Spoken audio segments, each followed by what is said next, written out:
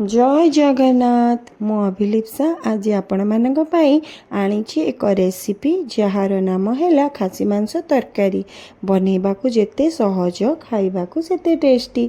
तो आउ डेरी कहीं करबा आसंतु बनैबा खासी मांस तरकारी।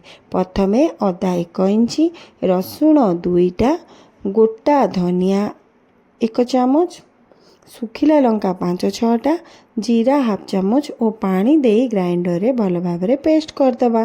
तापरे 4टा बड़ साइज रो पियाज काटिदेबा। गैस को ऑन करी डिश बसैदबा।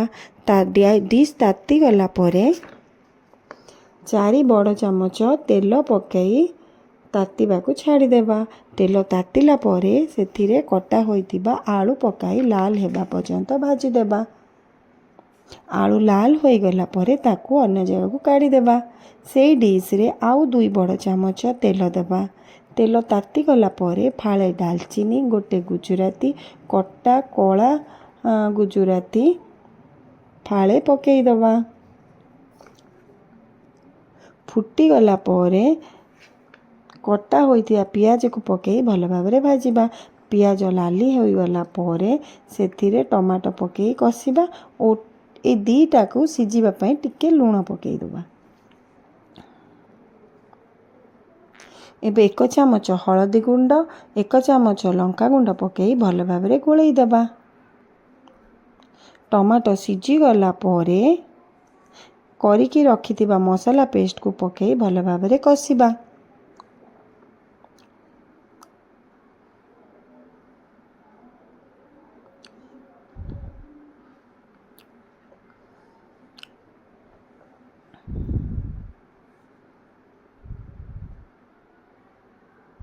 मटन मसला 1 बड़ चामच, गरम मसला हाफ चामच, स्वाद अनुसार लूण पकई भल भाव रे कसिबा।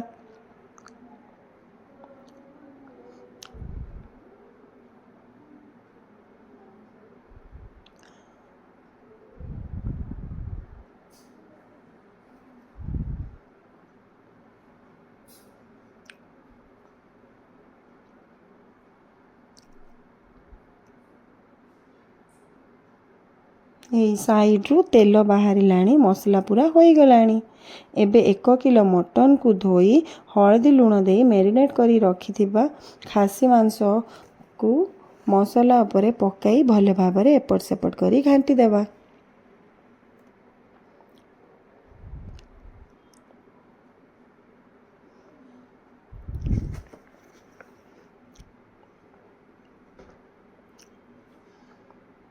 मटन कसी हेबा पाई 20 मिनट पाई घोड़नी देई गैस रे आंच कम करी बसई देबा।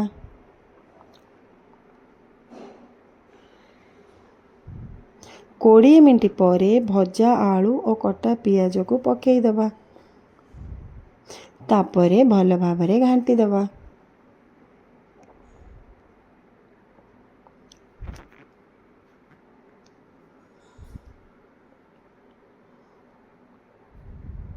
पुणी 10 मिनट पाई घोड़नी देई बसई देबा।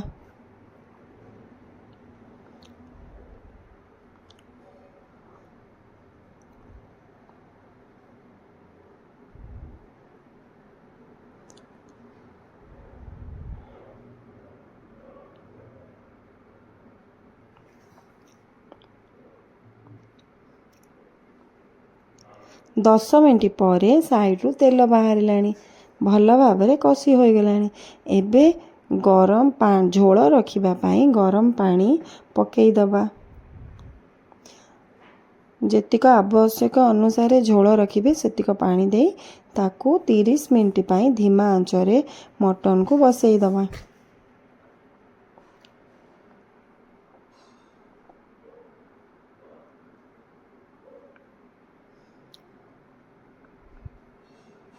तीस मिनट पर गुजराती 2टा, दालचीनी गोटे टुकुड़ा को भल भाव रे कुटी दबी पकई दबा। एबे प्रस्तुत हो गला खासी मांस झोल।